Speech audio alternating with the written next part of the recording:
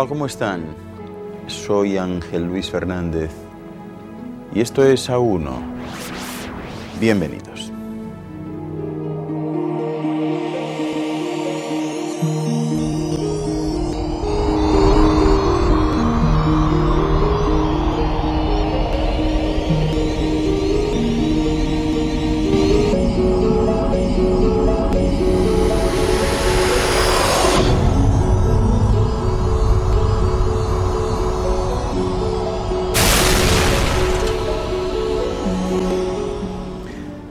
A1 es un programa de investigación y de búsqueda de la verdad perdida, de desvelar misterios y enigmas y de descubrir los secretos y recuerdos del futuro.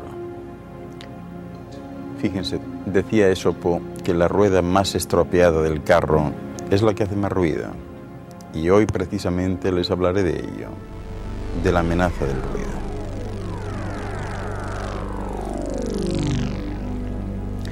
Existen en el entorno elementos que les ayudarán a sobrevivir, como son los alimentos, y otros que les deterioran, como la oxidación. La naturaleza es así de caprichosa y parece que su lógica es que los seres vivos se constituyan como eslabones de una cadena cuya esencia sea la de que permanezca la especie, pero no el individuo. El oído permite el uso del lenguaje oral, como ya saben, de los vehículos esenciales de la cultura, y les alerta de peligros y circunstancias que ocurren a su alrededor. Es muy importante distinguir en el sonido lo que es armónico, es decir, ajustado a los parámetros naturales de la percepción de lo que es en sí el ruido, ¿verdad?, cuyas características son la ausencia de toda armonía y que, unido a una frecuente intensidad, le convierte en un elemento extremadamente agresivo para la naturaleza humana.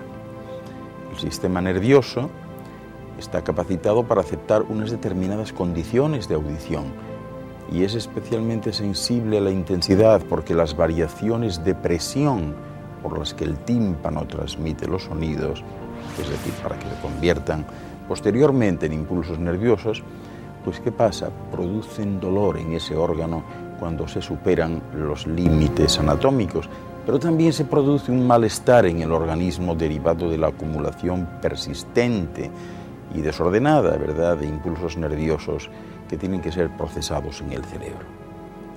Bueno, si la excesiva presión sobre el oído interno produce un dolor localizado, la contundencia del ruido sobre el cerebro engendra cefaleas, y la incidencia del ajetreo derivado de una exposición excesiva al ruido genera siempre insensibilizaciones y tensiones de los que resultan efectos secundarios para todo el organismo.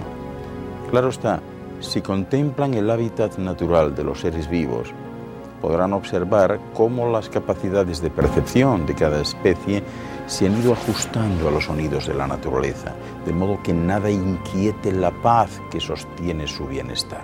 Los sonidos naturales, como los que producen los pájaros, el mar, la brisa, etc., son adecuados y agradables para el ser humano. En cambio, son molestos los ruidos de las tormentas, los ruidos de los vendavales, de los terremotos, etc. Y estos ruidos representan anomalías y su misma esencia parece un toque de atención ante un posible peligro. Este acuerdo del sistema nervioso con la naturaleza parece haberse quebrado desde el momento en que el ser humano introduce en su hábitat el ruido industrial y ciertas formas de música. El entorno se convierte en este caso en un medio agresivo, en un agente agresivo, porque somete permanentemente al cerebro a la presión de una actividad irregular. Los nervios se encuentran alterados porque una información que ha de desechar como inútil e irregular, pues resulta que le llega involuntariamente del entorno.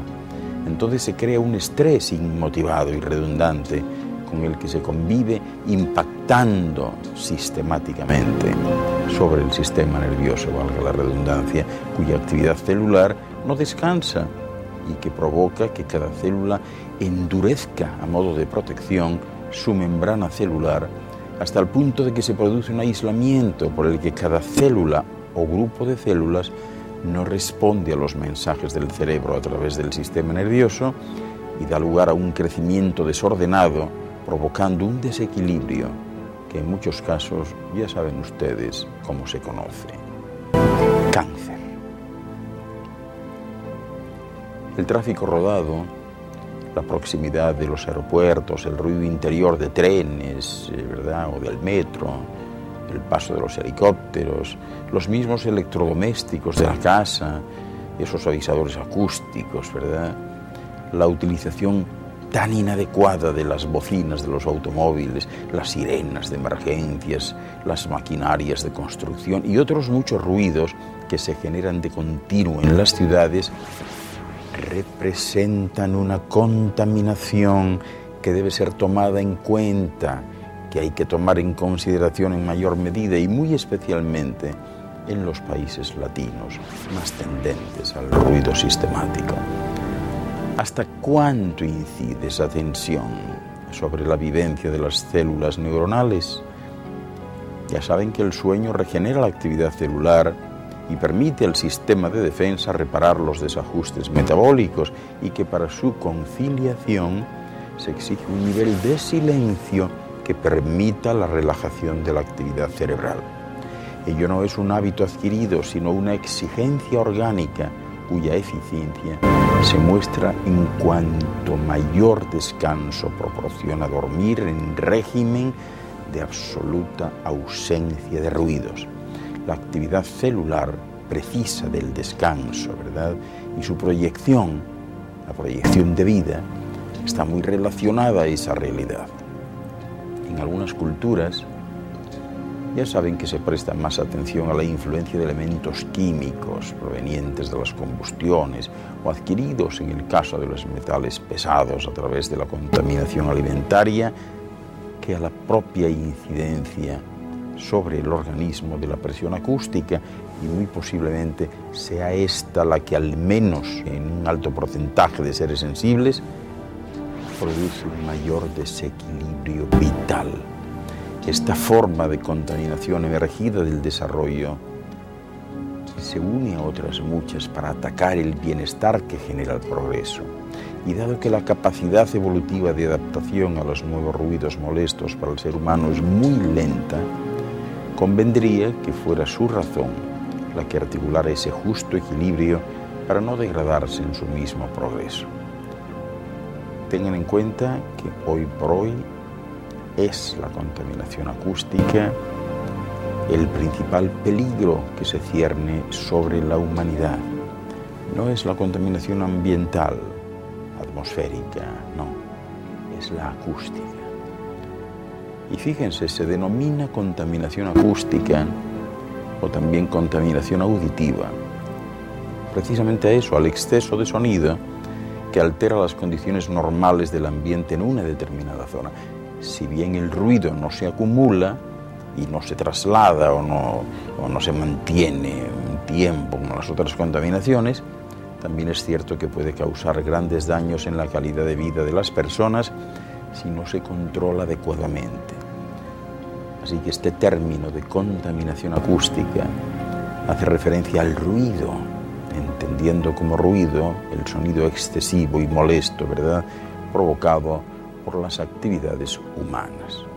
Ya saben, por el tráfico, las industrias, los locales de ocio, aviones, etc., y que produce efectos negativos sobre la salud auditiva, física y mental de las personas. Y esta acepción de contaminación está estrechamente relacionada con el ruido, debido a que esta se da cuando el ruido es considerado como un agente contaminante, es decir, un sonido molesto que puede producir efectos nocivos fisiológicos y psicológicos para una persona o para un grupo de personas. ¿Cuáles son las principales causas de la contaminación? Bueno, pues ya se las pueden imaginar, son aquellas relacionadas con las actividades humanas derivadas del transporte, la construcción de edificios y obras públicas, las industrias, como les decía antes, y hasta el entretenimiento.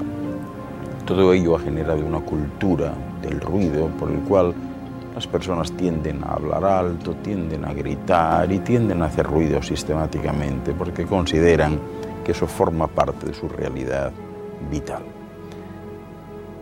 En un informe reciente de la Organización Mundial de la Salud se establece claramente que son los 50 decibelios los que constituyen el límite superior deseable de captación de sonidos. Pero créanme, la realidad está muy alejada de esa cifra y por eso les voy a hablar a continuación. Dispénsenme un momento que enseguida regreso con ustedes. Hasta ahora.